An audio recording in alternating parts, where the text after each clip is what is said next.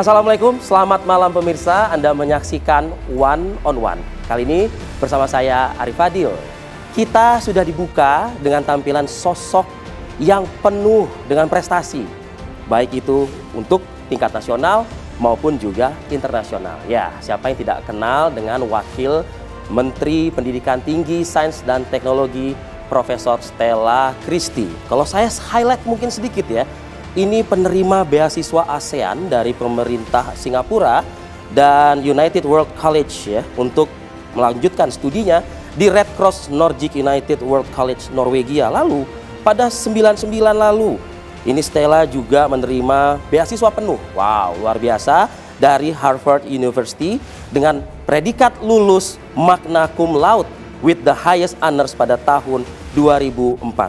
Dan yang cukup membanggakan juga pendidikan S3-nya yang sudah diraihnya di Northwestern University dengan meraih gelar PhD pada 2010 untuk melanjutkan juga penelitian postdoktoral di University of British Columbia, Kanada.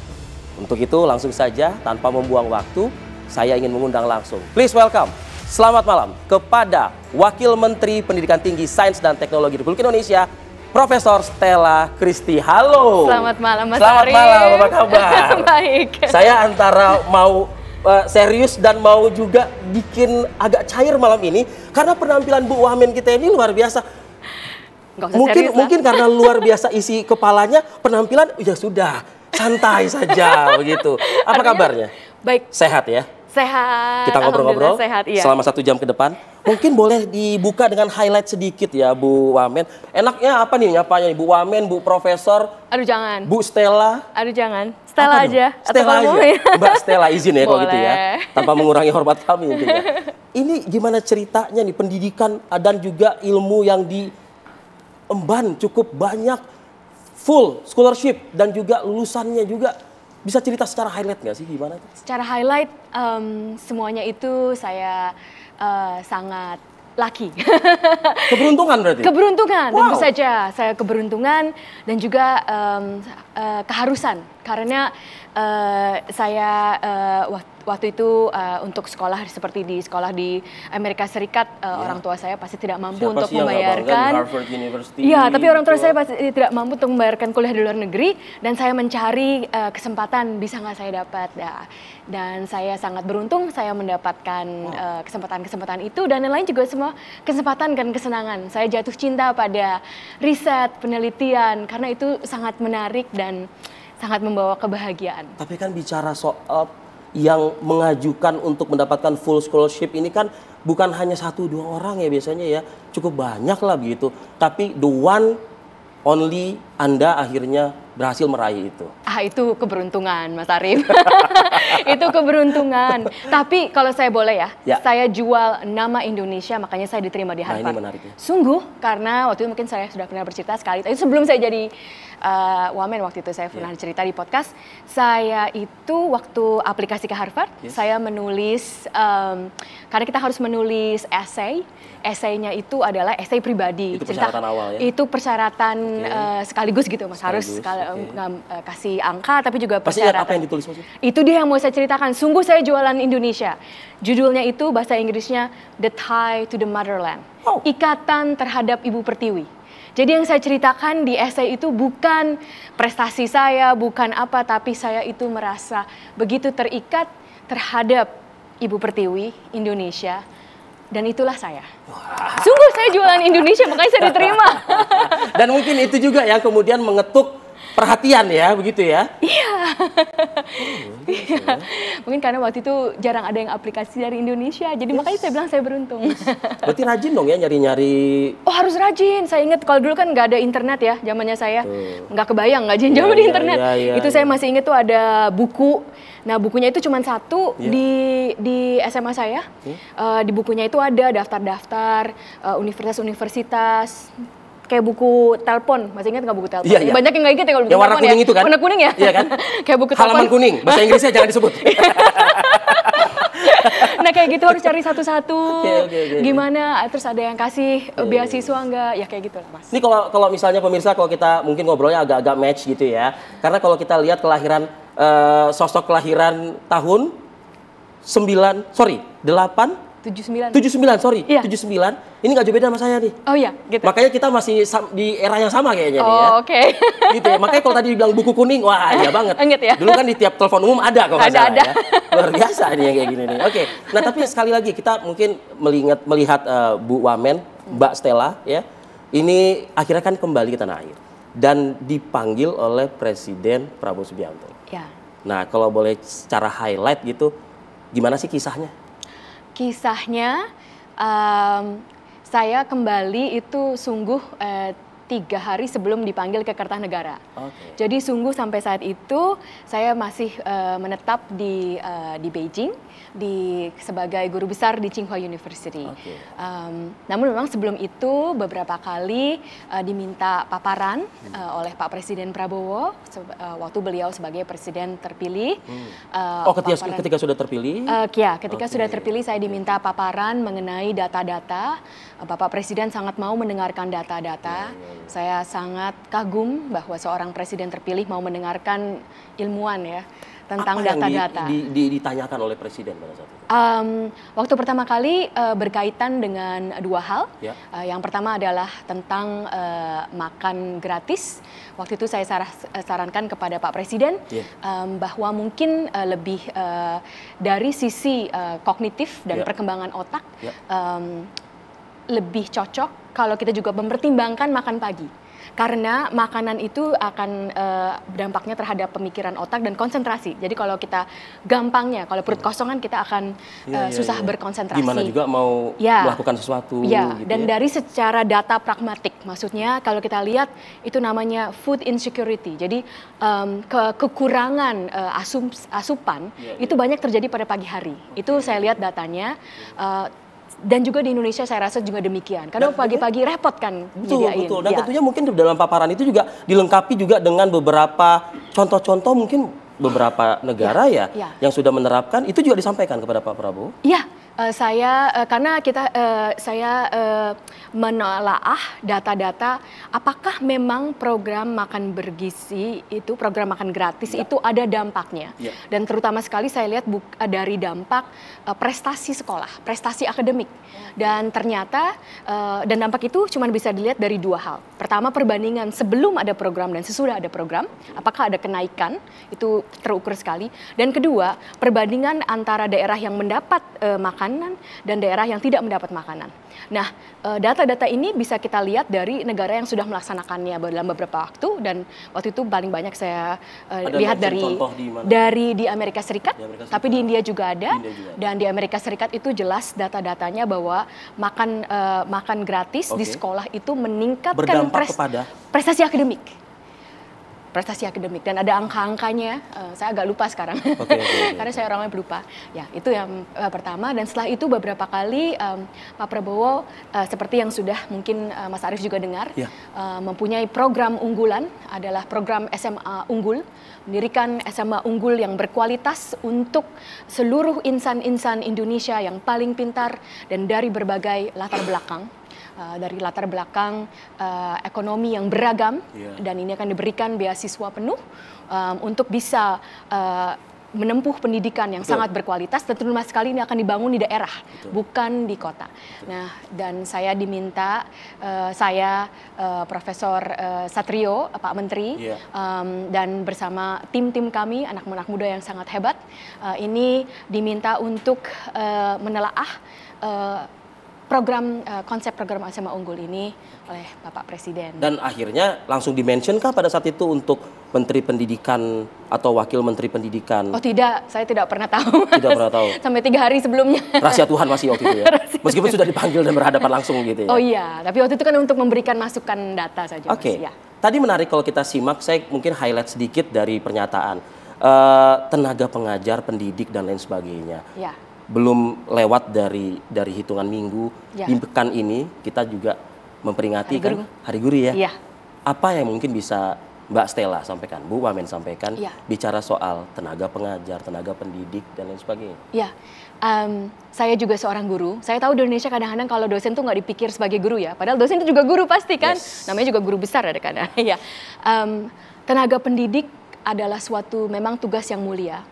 Tetapi kalau saya boleh, ini karena semua orang sudah tahu ya. Tapi saya juga ingin memberikan fokus kalau untuk saya pribadi, tenaga pendidik itu adalah suatu pekerjaan yang begitu menyenangkan. Wow. Karena kita itu bisa memberi pengetahuan, tetapi juga mendengarkan dari para murid-murid kita, siswa-siswa kita, dan ini sangat menyenangkan. Dan passion juga mungkin ya kali ya. Ya, karena waktu kita menerangkan dan berdiskusi itu juga menyenangkan. Itu yang pertama kalau saya memikirkan tentang mahasiswa saya. Tetapi kebetulan, Mas Arief, mungkin banyak yang tidak tahu, penelitian saya adalah mempertanyakan dari mana asal inteligensi. Nah, inteligensi ini bukan berarti inteligensi Einstein, bukan. Tetapi begitu banyak inteligensi. Misalnya, kalau saya bilang, oh Mas Arief kenapa ya tangannya begini ya? Nah, kalau coba ya, kalau dipikirkan fisika dan matematikanya bisa membuat tangan seperti ini, itu rumit, sangat rumit. Nah, inteligensi itu dari mana datangnya? Nah, itu termasuk juga bagaimana kita bisa belajar bahasa tanpa diajarin. Anak-anak umur 3 tahun itu sudah hampir sempurna bahasanya, tapi tidak ada yang pernah mengajarkan. Nah, itu adalah yang dipertanyakan oleh saya, dan dari penelitian itu saya melihat, oh begitu banyak yang manusia sudah punyai sejak awal, kemampuan berpikir sejak awal. Sehingga kalau kita tahu kemampuan berpikir awal itu sudah sangat tinggi, itulah menjadi tanggung jawab dan juga suatu kesenangan bagi tenaga pendidik, bahkan dari awal sekali, untuk bagaimana kita terus mengolah dan membina sesuatu yang pada dasarnya yang sudah bagus. Nah, itu di penelitian kita sering membilang bahwa anak-anak itu seperti ilmuwan kecil. Tapi ini bukan klise, tapi sungguh karena anak-anak itu memberi pertanyaan yang sangat logis. Dan itu kita tahu dari pengetahuan. Tapi itu seorang tenaga pendidik, bagaimana menjawab pertanyaan-pertanyaan itu. Nah, itu juga ada risetnya. Itu sangat menarik sekali. Jadi segala sesuatu pendidikan, pengajaran itu selalu berdasarkan riset. Jadi poin ketiga kalau saya boleh, saya mau mengajak serta seluruh tenaga pendidik dari kecil, dari anak kecil sampai mahasiswa, itu ada bukti-bukti riset bagaimana bisa mendidik dengan benar. Saya kasih contoh satu boleh, Mas? Boleh. Kita sebagai dosen, oke. Kadang sekarang kan ada mahasiswa kita masih pakai kayak saya ya, nulis gitu. Ada mahasiswa kita pakai laptop. Nah, kalau kita boleh bertanya, mana yang lebih bagus? Nulis pakai laptop, apa nulis pakai buku? Pakai tulisan tangan sendiri. Mas Arief bilang yang mana? Mungkin kalau saya sih masih nulis pakai tangan ya. Betul. Karena mungkin kan di era-era ya 70-80-an mungkin tadi kan dibilang ya belum ada. Nah, ternyata itu ada penelitian yang membuktikan bahwa mahasiswa ini sungguh melihat grup mahasiswa dibagi 2 kelompok. Satu yang nulis pakai notebook, yang satu nulis pakai laptop, gurunya sama, dosennya sama, lalu dites pakai tes yang sama. Yang nulis pakai notebook itu mendapat nilai sekitar 35% lebih tinggi dari yang nulis pakai laptop. Kenapa? Karena waktu kalau kita nulis pakai laptop, kita harus mikir, karena kita nggak bisa steno kan. Jadi kita harus mikir nih. Jadi nulisnya singkat-singkat, tapi itu harus dipikir dulu. Tapi kalau kita pakai laptop, itu semuanya bisa kita ketik langsung, persis sama. Jadi itu tidak harus diolah dulu. Itulah pengolahannya yang membuat memorinya lebih lengkap. Wow, luar biasa nih kalau bicara soal pengalaman, bicara soal pemahaman juga. Yang menarik juga kalau kita bicara soal tenaga pengajar, bicara soal dosen, bicara soal kampus juga, kami akan coba meminta tanggapan. Sekaligus juga apa yang sudah dilakukan dalam beberapa bulan ini oleh Bu Wakil Menteri Pendidikan Tinggi, Sains dan Teknologi. Bicara UKT ya. UKT. Sesaat lagi, One on One akan kembali kepada Anda. Kita masih di One on One bersama saya Arif Fadil dan juga tamu saya yang cukup membanggakan sekali pemirsa pada malam hari ini adalah Mbak Stella atau Bu Profesor Stella Christy. Mbak Stella, Bu Wamen, bicara soal UKT ini. Sempat menjadi polemik ya di tanah air. Selalu kayaknya. Selalu kayaknya. Tapi saya coba mungkin mengaitkan dengan cerita tadi bahwa ya memang effort dari tenaga pengajar, dosen dalam hal ini, yaitu kan memang kan sangat mulia mereka ini, tapi juga harus diimbangi ya dengan kesejahteraannya kan gitu. Betul. Nah, pemikiran Mbak Stella selama menjabat sebagai Wakil Menteri, apa bicara soal uang kuliah tunggal lah? Pertama harus dijelaskan bahwa UKT sama sekali tidak ada hubungannya dengan gaji kesejahteraan dosen di PTN. Karena seluruh gaji PTN dosen itu dibayarkan oleh negara lewat Kementerian Pendidikan. Sekarang akan lewat Kementerian Pendidikan Tinggi, Sains dan Teknologi. Dan tidak ada sama sekali hubungannya dengan UKT. Jadi gaji itu kita bayarkan penuh, yang ASN kita dibayarkan penuh oleh pemerintah. Tidak ada hubungannya dengan UKT. Nah, kalau kita mau membicarakan UKT, ini memang selalu menjadi perhatian ya, dan itu wajar karena di seluruh belahan dunia selalu kita membicarakan UKT. Mungkin yang saya ingin ajak kita bersama, karena selama ini selalu perhatiannya ke UKT itu mahal atau tidak. Nah, mahal atau tidak itu adalah pernyataan relatif, dan kalau kita ingin menganalisa pernyataan relatif itu kita harus bisa melihat sistem. Sebenarnya UKT itu untuk apa, ya kan? Nah, selain itu kita juga kalau kita tanya UKT untuk apa, terutama sekali tentu saja UKT itu untuk menutup biaya perkuliahan. Apa saja biaya itu? Nah, biaya pengajar tidak, karena biaya pengajar sudah jadi biaya sudah terpisah ya. Biaya yang lainnya adalah biaya gedung, sarana prasarana, infrastruktur yang mungkin sudah di situ, tetapi harus ada harus ada di maintain. Nah, itu termasuk biaya itu. Nah, itulah kenapa perhitungan UKT itu selalu berdasarkan yang saya sebut biaya, BKT, biaya kuliah tunggal. Nah, UKT itu ditentukan oleh masing-masing perguruan tinggi, bukan oleh kementerian. Otonomi ya berarti? Otonomi. Namun kementerian pemerintah untuk menegakkan asas keadilan dan pemerataan menetapkan langit-langit dari UKT. Dan UKT itu harus ada jenjangnya. Jadi harus jenjangnya, ada jenjang paling rendah berdasarkan kemampuan ekonomi. Itu ditentukan oleh Kementerian Pendidikan Tinggi, Sains dan Teknologi, dan langit-langitnya ditentukan. Tidak boleh melebihi sekian, dan perhitungan itu berdasarkan biaya kuliah tunggal. Itulah yang terjadi supaya tidak ada salah paham bahwa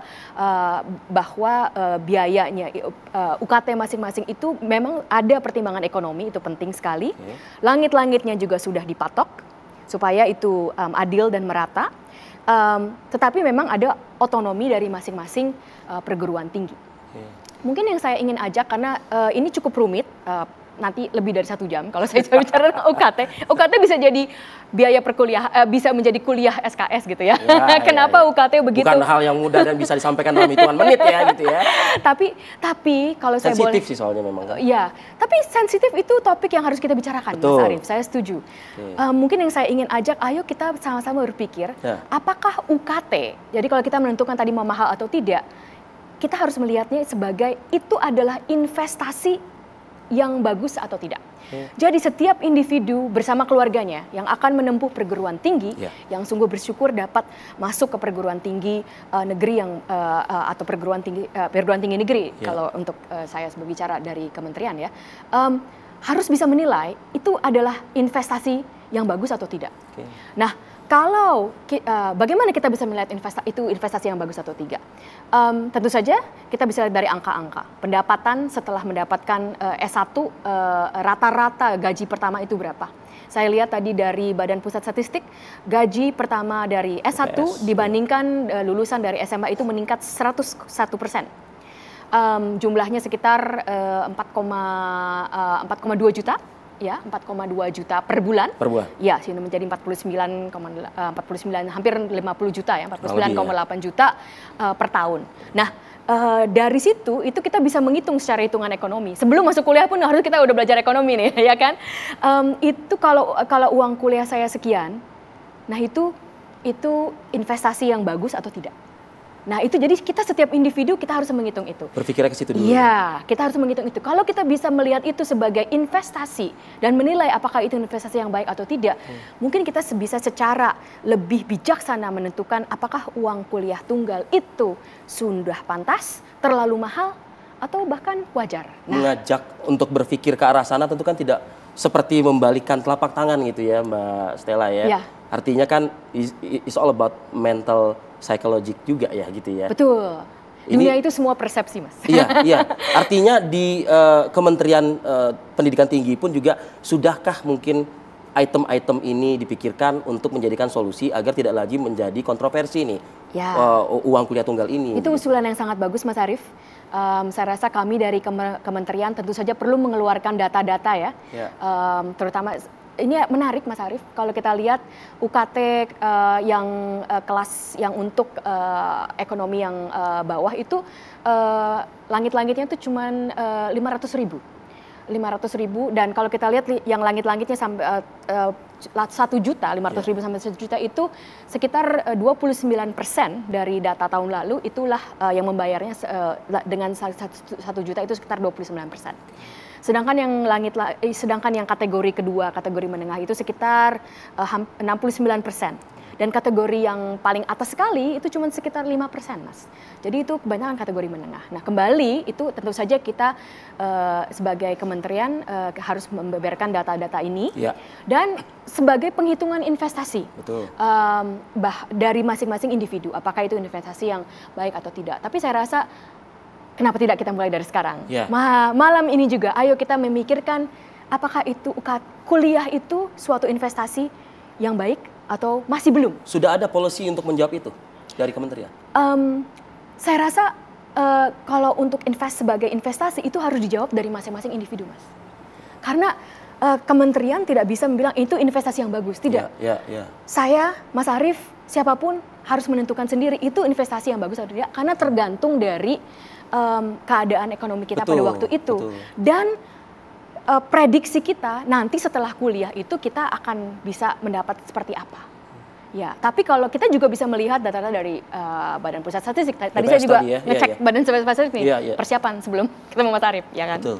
Nah, diskusi sudahkah juga mungkin dilakukan ya oleh aparatur atau mungkin rekan-rekan kampus, universitas juga kalau bicara soal yang kita sampaikan malam hari, kan tujuan kita kan mensosialisasikan ya, Mbak Stella ya. Terima kasih. Apakah juga sudah ada komunikasi dengan mereka-mereka ini? Stakeholder ya dalam hal ini. Iya, saya belum tahu pasti ya, Mas Arief. Tapi saya rasa mungkin khusus untuk pembahasan UKT itu mungkin belum terlalu sering, Mas Arief, dari pihak universitas ke mahasiswanya. Tapi saya mungkin salah ya. Tapi kalau sepengetahuan saya masih belum terlalu sering, karena mungkin sering agak bagaimana ya, takut diomelin sama mahasiswanya gitu. Kalau saya ajakan ayolah kita sama-sama terbuka. Ayo kita sama-sama terbuka, kita sungguh diskusikan, sebenarnya kita diskusikan bahwa ini bukan saja menjadi biaya dan beban, tetapi ini adalah suatu investasi. Investasi tadi. Iya, jadi bagaimana dari mahasiswa juga bisa dan keluarga bisa berpikir itu, dari sisi administrasi, dari sisi pemerintah, universitas juga bisa berpikir apakah ini sudah investasi yang bagus. Dan sebagai misalnya dari universitas harus berpikirkan kualitas pendidikan yang saya berikan itu sudah bagus atau tidak, sehingga bisa ukurannya di situ. Iya, ukurannya di situ. Itulah menjadi ukuran investasi. Ini memang harus kita bicarakan terus, Mas Arief. Iya, makanya malam ini kita angkat ini. Oke, UKT ini memang nggak bisa dibahas ya dalam konteks ukuran menit atau mungkin jam gitu ya. Ini dialog perlu komprehensif dan mungkin Mbak Stella, Bu Wamen bersama dengan Pak Menteri, ya tentu kan akan intens juga bicara soal ini. Satu hal lagi, Mbak Stella, Kristi, yang mungkin menjadi dialog seru di publik adalah beasiswa ya, LPDP. LPDP, Biar beasiswa ada banyak beasiswa lain loh. Spillnya udah disampaikan oleh Mbak Kristi. Kita jeda dulu sejenak, ya. One on One akan kembali sesaat lagi. Tetaplah bersama kami. Ya, saya langsung saja tanpa membuang waktu bicara soal LPDP ini menarik karena pada saat jeda komersialnya kita ngomong panjang lebar juga nih, ya. Meskipun jeda komersialnya sebentar doang sih gitu ya. Mbak Stella, bicara LPDP, gimana ke depannya Mbak Stella? Gini, Pak Presiden Prabowo sudah mencanangkan bahwa sumber daya manusia itu adalah investasi yang paling penting dari negara kita. Tanpa sumber daya manusia yang unggul, kita tidak akan bisa mencapai Indonesia emas. Jadi investasi terhadap sumber daya itu adalah yang utama. Demikian memang yang sudah dicanangkan dan direncanakan oleh Pak Presiden Prabowo. Nah, dari Kementerian Pendidikan Tinggi Sains dan Teknologi, seperti yang Pak Menteri Profesor Satrio sudah sampaikan, kami itu bersama-sama dengan Kementerian Keuangan dan juga sudah duduk bersama dengan LPDP, itu kami bersama-sama melihat dan mengkaji bagaimana kita secara optimal bisa sungguh menggunakan uang yang tidak sedikit ini untuk investasi kembali ke sumber daya manusia. Karena dari LPDP ini pun juga kan banyak ya. Betul. Untuk tunjangan A, B, C, D dan lain sebagainya. Betul. Jadi kembali lagi kalau kami melihatnya bahwa sangat penting sekali ada selalu efisiensi dan optimalisasi. Efisiensi dan optimalisasi itu tidak bisa dicapai tanpa sungguh-sungguh mengetahui datanya dengan persis. Jadi yang sedang kita lakukan itu adalah data. Misalnya kita ingin melihat dari yang sudah dilakukan, yang sudah dianggarkan dan dilakukan oleh LPDP, apa saja datanya. Lalu kita lihat juga mungkin outcome-nya, dan kita lihat juga dengan pilihan-pilihan, karena setiap uang itu kan kalau kita isinya ada satu di gentong gitu ya. Nah, dari satu gentong itu bisa kita taruh di mangkuk, bisa kita taruh di bank, bisa kita taruh di mana lagi. Nah, berarti kita ada pilihan. Nah, kita harus mengkaji pilihan ini dengan baik. Apakah sungguh kalau kita taruh di sini itu sungguh pilihan yang akan, kalau kita atau bahasa ekonominya kan return of investment-nya itu tinggi. Itulah yang harus kita lakukan hingga sekarang itu kita kaji dengan seksama data-datanya. Nah, itu penting sekali. Termasuk yang tadi Mas Arief bilang, tunjangan-tunjangannya dan komponen-komponen lainnya. Apakah komponen-komponen itu sungguh menunjang, ya seperti namanya tunjangan, sungguh mendukung pengembangan sumber daya manusia. Mungkin lebih, mungkin kurang, dan juga arahnya. Pak Prabowo sudah mencanangkan juga kita mengarah kepada swasembada pangan, swasembada energi, swasembada air, ketahanan air, dan juga hilirisasi. Nah, dari sini kita juga bisa melihat bagaimana investasi-investasi di arah mana yang bisa sungguh memajukan negara kita di sini. Bukan berarti Mas Arief bahwa semuanya harus belajar persis seperti itu, tidak. Karena kalau kita lihat dari sejarah sains, sains itu kan ada perubahan-perubahan. Tadinya, saya tidak pernah belajar artificial intelligence waktu saya mahasiswa, tidak ada. Tetapi sekarang saya meneliti. Jadi dasarnya itu juga penting. Jadi ke arahnya itu penting. Jadi kita arahkan di LPDP itu akan baik kalau diarahkan, tetapi juga harus penting membangun dasar-dasarnya, dasar kemampuan berpikir secara logis, secara kritis. Itu sangat penting sekali, dan bagaimana kita menggunakan uang LPDP ini sebaik-baiknya, dan kembali lagi ini bersama. Artinya tidak mesti harus ada yang diarahkan oleh pemerintah, tapi keinginan dari individu-individu pun juga bisa untuk dilaksanakan menggunakan sistem LPDP tadi, begitu ya? Saya rasa itu harus bekerja sama ya, karena keinginan individu tentu saja kalau bukan pakai uang negara ya silahkan. Tapi kalau pakai uang negara memang harus distrategiskan.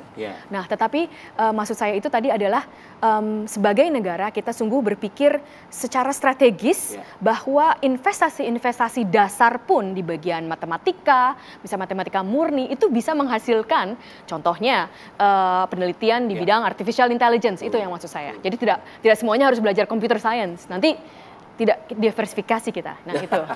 Mas Ella, ini kalau bisa ditangkap dari pernyataannya, apakah memang ini ke depannya ada unsur penghematan begitu? Penghematan tidak. Penghematan karena uang di dana abadi itu memang sudah disediakan demikian. Sudah ada. Dan sudah ada dicanangkan oleh Kementerian Keuangan berapa persen yang bisa digunakan untuk beasiswa. Jadi tidak ada penghematan dalam artian pengurangan ya. Terutama di komponen-komponen tadi. Bukan. Itu ada kemungkinan penghematan dalam arti efisiensi. Jadi mungkin dalam tadi yang saya bilang satu gentong itu mungkin akan dipakai untuk pilihan yang lain lain yang mungkin lebih optimal dan lebih efisien. Kalau penghematan dari segi itu, ya. Kalau penghematan dari segi pengurangan, saya rasa tidak. Saya rasa tidak. Ya.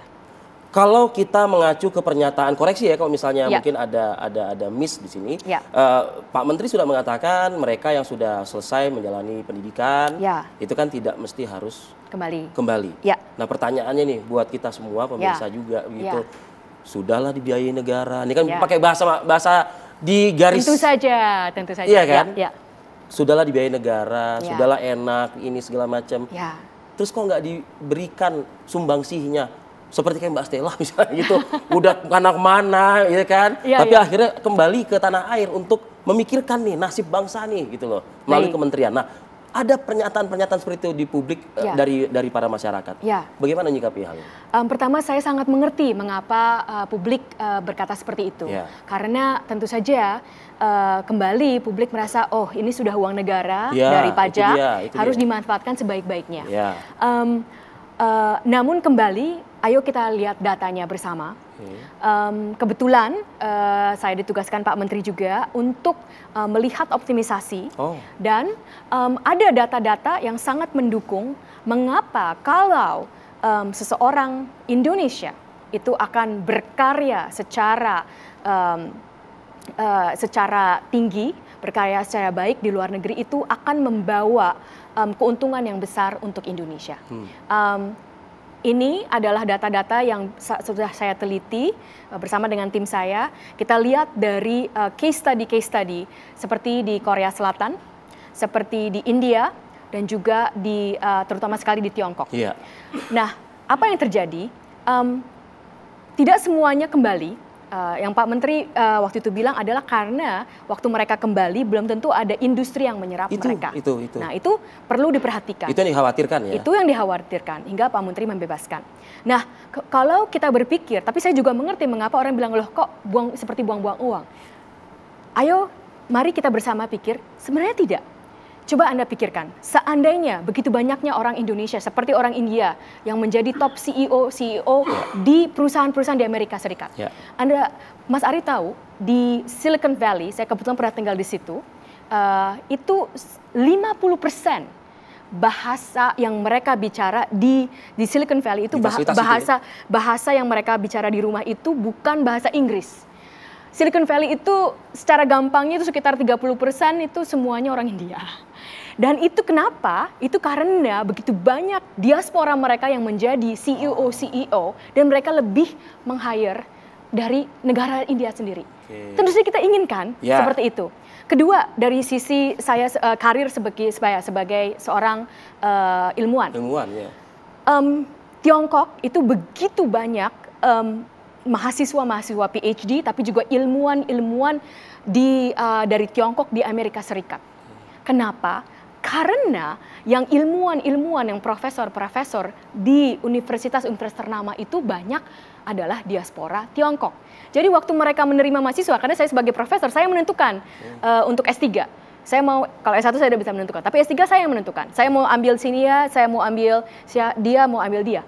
Nah, saya akan memberikan kesempatan, tentu saja ada bias terhadap orang Indonesia. Jadi kalau kita lebih gunakan itu sudah sangat kebayang ya di Silicon Valley gitu Indonesia justru bahasa juga yang digunakan jangan gitu. Dan saya juga mau kalau boleh bercerita sedikit nih tentang teman-teman diaspora saya yang begitu hebat.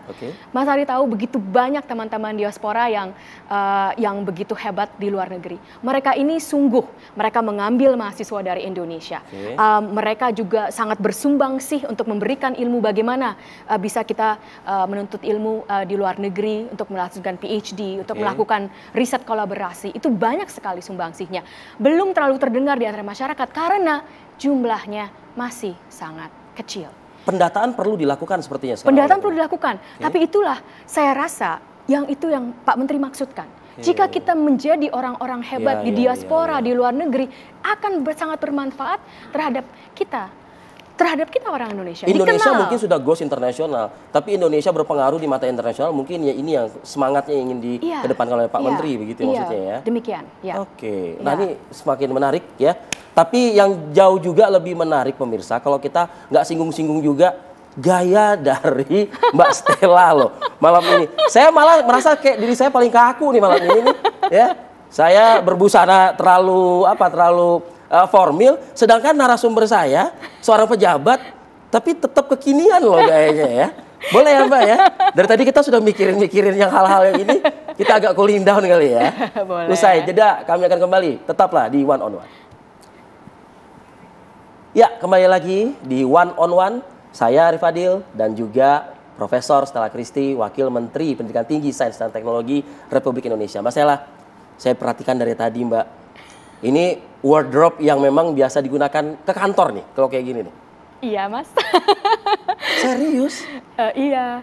Izin boleh nggak ya? Oh, no. Ya makanya itu pertanyaan saya. Pak Satrio ada komentar? Atau Pak Prabowo mungkin ada komentar? Itu harus ditanyakan langsung mungkin ya.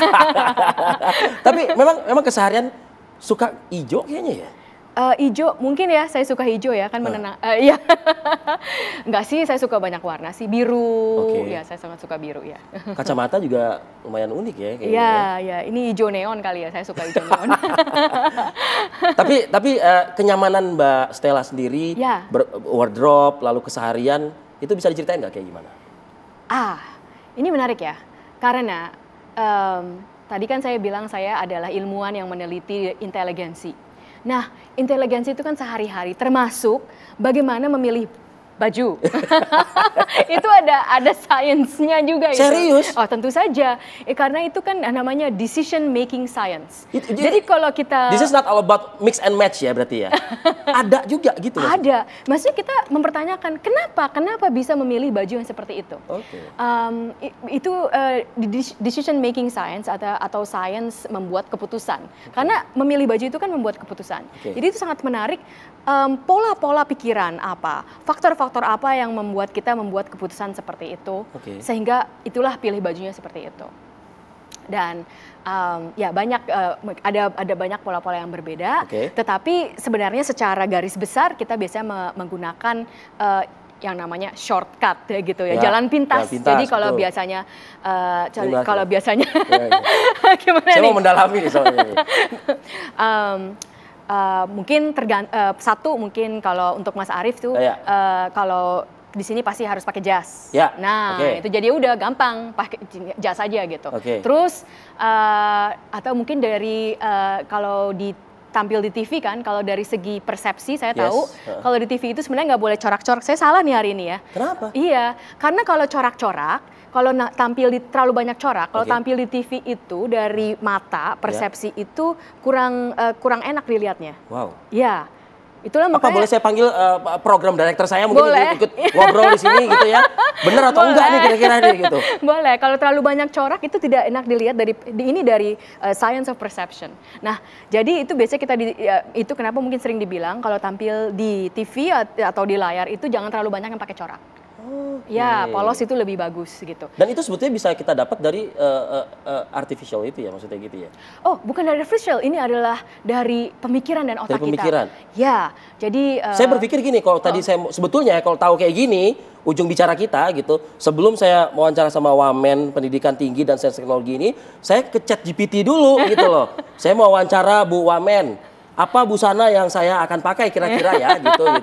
Coba itu menarik tuh kalau Mas tanya terus ChatGPT bisa kasih jawabannya nggak gitu. Saya rasa sampai saat ini belum bisa itu Mas. Belum bisa tuh ya? Belum bisa gitu. Tapi sih positif enggak sih sebetulnya? Kalau bicara soal ChatGPT? Oh, kalau dipakai sebagai tool yang bagus tentu saja sangat positif. Kalau kita memakai alat-alat untuk membuat kita menjadi lebih pintar, segalanya itu positif, tentu saja. Nah, kita harus bisa pintar-pintar berpikir apakah waktu kita menggunakan alat itu membuat kita lebih pintar, lebih berkembang, atau membuat kita lebih malas. Nah, itu aja. Pertanyaannya. Kalau trennya gimana kalau ngelihat kesini-sininya, lebih malas atau enggak? Terus terang saya belum lihat datanya ya bahwa itu akan membuat kita lebih malas atau enggak. Ada kemungkinan sedikit. Tapi lu tinggal langsung aja di gadget juga bisa dan lain sebagainya. Di gadget juga bisa. Tapi kalau kita bandingkan, sekarang karena di gadget bisa, kita jadi lebih sering bertanya. Dibandingkan kalau nggak ada gadget kita nggak pernah nanya-nanya. Secara keseluruhan jadi kita menjadi lebih pintar, gitu iya kan? Jadi tergantung, terus terang saya belum lihat datanya ya Mas ya, dan itu juga pasti tergantung dari konteks-konteksnya. Tapi mungkin kembali tadi pertanyaan yang awal itu sebagai pendidik, tapi mungkin gak usah sebagai pendidik, sebagai orang pun kita selalu bertanya saja, kita tujuannya untuk apa? Kita maunya ini Bapak. Kalau kadang-kadang ada tugas yang kita senangnya udah jalan pintas cepat aja. Iya. Ya itu tool yang bagus, itu alat yang bagus. Tapi kalau misalnya waktu kita menulis skripsi, tujuan kita bukan jalan pintas ya. Yeah. Tujuan kita supaya kita bisa meneliti suatu tema, isu dengan seksama, dengan pemikiran kritis. Tapi ada loh oknum yang sudah memanfaatkan itu juga untuk itu. Nah, kan gitu. itulah yang harus ditekankan. Kenapa? Apa gunanya menulis skripsi? Tapi atau apa saya, gunanya ujian? Gitu. Kalau saya mahasiswanya Mbak Stella, mungkin saya ketahuan ya. Kamu pakai ChatGPT? Ketahuan Mas, soalnya kalau saya nulis soal, saya tanya dulu ke ChatGPT. Kalau ChatGPT-nya bisa jawab, saya nggak kasih soal itu ke mahasiswa saya. Karena ngapain? Ya, gitu.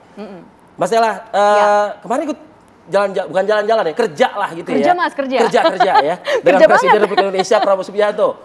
Saya melihat ada foto loh tuh. Oh ya. Iya kan, dengan salah satu, siapa dia ini, petinggi di kementerian juga kah atau apa? Bukan, ya? itu selain dengan Pak Presiden Xi Jinping dan Pak Presiden Prabowo juga dengan petinggi itu kita sebutnya Party Secretary, itu adalah orang nomor 1 di Tsinghua University. Wow. Ya. Oleh-oleh apa yang bisa di-share? Highlight aja mungkin. Oke.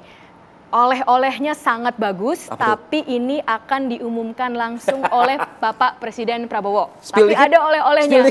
Oleh-olehnya pasti ini menguntungkan untuk sumber daya manusia Indonesia. Begitu ya? Ya. Jadi intinya total investasi yang dibawa itu, ya, salah satunya adalah untuk dunia pendidikan juga pasti ada ya? Ada. Baik. Tanpa ada spill sedikit pun dari Mbak Stella, terima kasih atas waktunya hadir bersama kami di One on One TV One. Selamat bertugas, selamat bekerja, sukses untuk Anda dan keluarga tentunya. Terima kasih sekali Mas Arief. Sukses. Terima kasih Mbak. Terima kasih. Dan itu akhir dari perbincangan saya dengan Wakil Menteri Pendidikan Tinggi, Sains dan Teknologi, Profesor Stella Christy. Kita tentu akan hadir lagi di One on One episode berikutnya pekan depan. Saya Arif Fadil beserta seluruh kru yang bertugas malam hari ini mengucapkan terima kasih atas perhatian kebersamaan Anda. Sampai jumpa.